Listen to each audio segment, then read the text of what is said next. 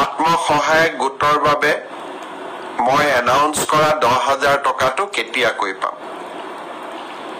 নিৰ্বাচনৰ চূড়ান্ত প্ৰক্ৰিয়া এই মাহত আমি শেষ কৰিম আৰু 1 এপ্ৰিল তাৰিখে বিহালীত প্ৰথম 10,000 টকা আইমাতৃসকলক দি এই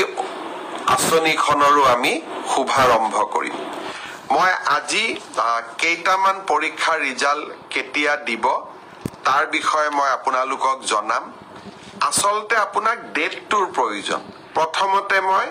অসম আৰক্ষীৰ ৰিজাল্টৰ বিষয়ে আপোনালোকক জনাব খুজিছো মই যতে মিটিংত যাওঁ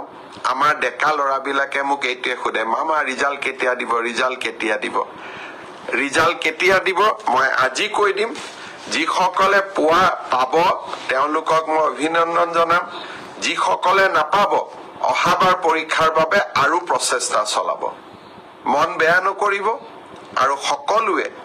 যিসকলে পাব তেওঁলোকৰ কৃতিত্বক লৈ আমি সকলোৱে গৌৰৱ কৰিম আৰু যিসকলে নাপাব তেওঁলোকে পুনৰ প্ৰচেষ্টা কৰিম সাব ইন্সপেক্টৰ আমাৰ ইউবি এবি কমিউনিকেশ্যন এই তিনিটা ক্ষেত্ৰত অসম আৰক্ষীয়ে সাব ইন্সপেক্টৰ পোষ্টৰ পৰীক্ষা পাতিছিল ইয়াত পদ আছিল 203টা ইয়াৰে ইতিমধ্যে লিখিত পৰীক্ষা হৈ গল আৰু এই লিখিত পৰীক্ষাত যিসকলে উত্তীৰ্ণ হল যিসকলে কাট অফ নম্বৰ পাবলৈ সক্ষম হল তেওঁলোকৰ তালিকা 6 মাৰ্চ তাৰিখে আৰক্ষী বিভাগে প্ৰকাশ কৰিব 6 মাৰ্চ তাৰিখে লিখিত পৰীক্ষাৰ ৰিজাল্ট হোৱাৰ লগে লগে পিএছটি আৰু পিইটি আৰম্ভ হ'ব আৰু পিএছটি আৰু পিইটিৰ এডমিট কাৰ্ড আপোনালোকে 9 মাৰ্চত ডাউনলোড কৰিব পাৰিব আৰু পিএছটি আৰু পিইটি 17 মাৰ্চৰ পৰা আৰম্ভ হ'ব এয়া হল অসম পুলিচৰ সাব ইন্সপেক্টৰ ইউবি এবি আৰু কমিউনিকেশ্যন ইয়াৰ বাবে যি পৰীক্ষা হৈছিল ইয়াৰ পিছত আমাৰ এটা ডাঙৰ পৰীক্ষা হৈছিল কনষ্টেবল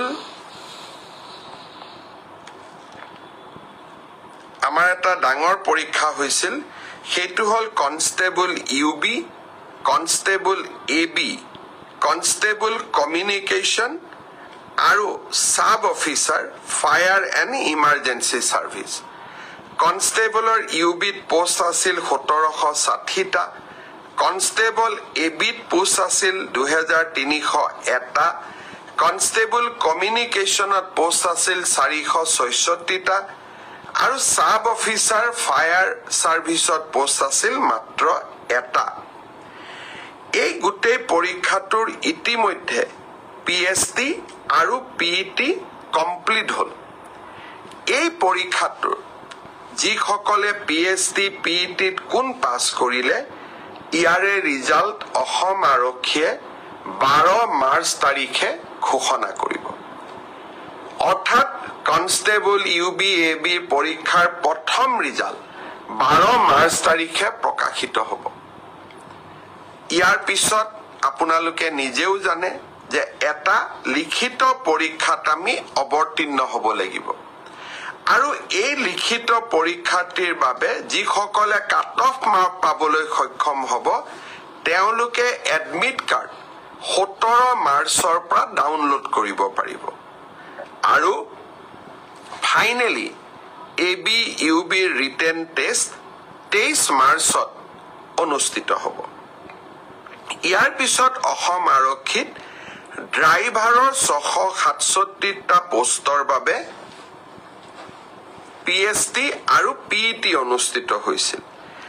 এই ড্ৰাইভাৰৰো পিএছটি পিইটিৰ পৰীক্ষাৰ ৰিজাল্ট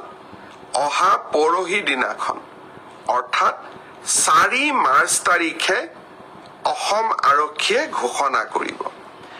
ইয়াৰ পিছত স্বাভাৱিকভাৱে ড্ৰাইভিং টেষ্ট হ'ব আৰু ড্ৰাইভিং টেষ্টৰ পৰীক্ষাৰ বাবে এডমিট কাৰ্ডো 4 তাৰিখৰ পৰা লাভ কৰিব পাৰিব আৰু ৰিটেন টেষ্ট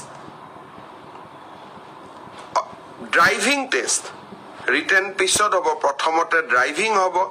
ড্ৰাইভিং টেষ্ট 10 মাৰ্চত পৰা অনুষ্ঠিত হ'ব অৰ্থাৎ 4 তাৰিখে PST PET ৰিজাল্ট দিব এডমিট কাৰ্ডো 4 তাৰিখে দিব আৰু 10 মাৰ্চৰ পৰা ড্ৰাইভিং টেষ্ট হ'ব আৰু ফাইনেলি ইয়াৰ পিছত এটা লিখিত পৰীক্ষাটো আমি এপিআৰ কৰিব লাগিব এতিয়া মই আহিছো কনষ্টেবল ABCDO অৰ্থাৎ কমান্ডো বেটেলিয়ন এই ক্ষেত্ৰত ইয়াত পোষ্ট খুব কম আছে বহুত কম কমান্ডো বেটেলিয়নৰ ৰিজাল্ট আমি আমাৰ কাট অফ মাৰ্কস যেটো PST আৰু PET যেটো কাট অফ মাৰ্ক তাক আমি 27 মাৰ্চ তাৰিখে ঘোষণা কৰিম অৰ্থাৎ কমান্ডো বেটেলিয়নৰ 164 পদৰ বিপৰীতে আমাৰ যি ৰিজাল্ট হ'ব কাট অফ মাৰ্কস এনাউন্স হ'ব 27 মাৰ্চ তাৰ পিছত এডমিট কাৰ্ড আহিব 1 এপ্ৰিল তাৰিখে আৰু সাইকোমেট্ৰিক টেষ্ট 8 এপ্ৰিলৰ পৰা অনুষ্ঠিত হ'ব আমাৰ গ্ৰেড 4 অসম আৰক্ষীত 258টা পোষ্টৰ বাবে অনুষ্ঠিত হৈছিল গ্ৰেড 4 পৰীক্ষাৰ PST PET হৈ গল আৰু কেইটামান হ'ব বাকি আছে 15 মাৰ্চলৈকে চলিব হে ইয়াৰ PST PET ৰিজাল্ট আমি দিউতে কিছু পলম হ'ব 30 এপ্ৰিল পাবগৈ এয়া হল অসম আৰক্ষীৰ সম্পৰ্কত আপোনালোকে জানিব বিচৰা তথ্য ইয়াৰ পিছত বহুত লৰা ছোৱালীয়ে মোক সুধি আছে যে ADRE ৰিজাল্ট কেতিয়া দিব ADRE ৰিজাল্ট 7 মাৰ্চ শুক্ৰবাৰে আমাৰ গ্ৰেড 3 আৰু গ্ৰেড 4ৰ যি আমাৰ ৰিক্ৰুটমেন্ট কমিশন আছে তেওঁলোকে ঘোষণা কৰিব যিমান কেইটা পদ আছে তাৰ বিপৰীতে দুজনকৈ লৰা ছোৱালীক এই পৰীক্ষাত উত্তীৰ্ণ হ'ব আৰু তেওঁলোকৰ পিছত তেওঁলোকৰ মাজত পৰৱৰ্তী সময়ত ৰিটেন টেষ্ট অৰেল অনুষ্ঠিত হ'ব অৰ্থাৎ লিখিত পৰীক্ষাৰ ৰিজাল্ট গ্ৰেড 3 আৰু গ্ৰেড 4 আমি 7 মাৰ্চ তাৰিখে ঘোষণা কৰিম এটা পোষ্টৰ বিপৰীতে দুজনকৈ লৰা ছোৱালীয়ে এই লিখিত পৰীক্ষাত উত্তীৰ্ণ হ'ব শেষৰ নম্বৰটোত যদি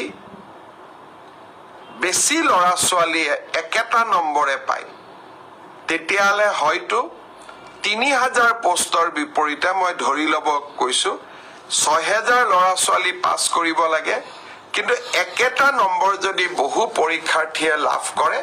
তেতিয়া হলে একে নম্বৰ পোৱা লৰা ছোৱালী সকলেও পৰীক্ষাটো ডেফিনেটলি পাস কৰিব অৰ্থাৎ আমি যদি ধৰি লও 50 যে কাট অফ মাৰ্ক কিন্তু 50 যদি 50 জন লৰাই নম্বৰ পাইছে তেতিয়ালে 50 জন লৰাই লিখিত পৰীক্ষাত পাস কৰিব গতিকে 1:2 হয়তো দুজন চাৰিজন লৰা ছোৱালীয়ে বেছিকৈ পাস কৰিব ADRE পৰীক্ষালৈ তাৰ ৰিজাল্ট কি হ'ব তাক আপোনালোকে জানে সেইবাবে মই যিসকলে পাস কৰিব তেওঁলোকক অভিনন্দন জনাইছো যাতে অৰেলৰ বাবে তেওঁলোক হাজু হ'ব পাৰে আৰু যিসকলে পাস নকৰিব আমি পুনৰ এই বছৰৰ শেষৰ ফালে নতুন বিজ্ঞাপন দিয়াৰ বাবে চেষ্টা কৰিম আপোনালোকে আৰু এবাৰ পৰীক্ষাত অৱতীৰ্ণ হ'ব আৰু লগতে অসমত উদ্যোগসমূহ আহিব মুখ্যমন্ত্ৰীৰ আত্মনিৰ্ভৰ অসম অভিযানো আছে আমি নিজকে তৃতীয় আৰু চতুৰ্থ বৰ্গত নহলেও বেলেগ ধৰণে পাস কৰি বেলেগ ধৰণেও জীৱন সফল কৰাৰ বাবে আমি প্ৰচেষ্টা কৰিম বহুত লৰা ছোৱালীয়ে মোক কৈ থাকে যে চতুৰ্থ শ্ৰেণীৰ পৰীক্ষাত BA পাস কৰা লৰাইও পৰীক্ষা দিছে এতিয়া কথাটো হল আমি কোনোবাই যদি নিজকে চৰকাৰক ফাঁকি দি পৰীক্ষা দিয়ে, তদন্ত নোহোৱালৈকে মুখ্যমন্ত্ৰীয়ে গম পাব নোৱাৰে। কেতিয়াবা আপোনালোকে এনেকে মোক ফেচবুকত লিখে, টুইটাৰত লিখে যেন মই সব গম পাওঁ। কোনোবা ল'ৰা এজনে যদি BA পাছ কৰিও নিজৰ যোগ্যতাটোক লুকুৱাই পেলাই চতুৰ্থ শ্ৰেণীৰ পৰীক্ষাত আবেদন কৰে, মুখ্যমন্ত্ৰীজনে কেনেকে গম পাব? আপোনালোকে খবৰ দিব। আপোনালোকক আমি সুবিধা দিম যে এনে যিসকল লোকে আপোনালোকে দেখিব যে লিখিত পৰীক্ষাত পাছ কৰিছে, কিন্তু এডুকেশ্যনেল কোৱালিফিকেশ্যনক তেওঁলোকে লুকুৱাই ৰাখিছে, আমি সুবিধা দিম আপোনালোকক অভিযোগ দিয়াৰ বাবে, যাতে অৰেল পৰীক্ষা হোৱাৰ আগতে বা মৌখিক পৰীক্ষা হোৱাৰ আগতে আমি আপোনালোকৰ অভিযোগবোৰ নিৰ্দিষ্ট ইউনিভাৰ্চিটি লগত কথা পাতি আপোনালোকৰ অভিযোগবোৰ যাতে আমি নিষ্পত্তি কৰিব পাৰো।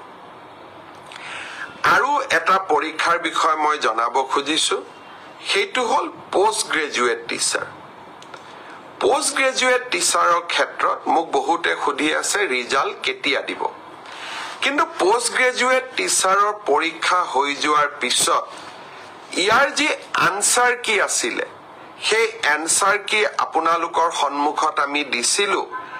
আপোনালোকৰ মাজৰে বহুজনে এই এনসাৰ কিখিনিক প্ৰত্যাহ্বান জনাইছে, অৰ্থাৎ চ্যালেঞ্জ কৰিছে 2-3টাৰ ক্ষেত্ৰত। ইয়াৰ ক্ষেত্ৰত সিদ্ধান্ত ল'বলৈ 11 মাৰ্চ তাৰিখে এক্সপাৰ্ট কমিটি তেওঁলোকে এখন বৈঠক আহ্বান কৰিছে, যে যিসকলে এনসাৰ কি চ্যালেঞ্জ কৰিছে তেওঁলোকৰ যি আমাক কৈছে যে আপোনালোকৰটো ভুল, আমাৰটো শুদ্ধ,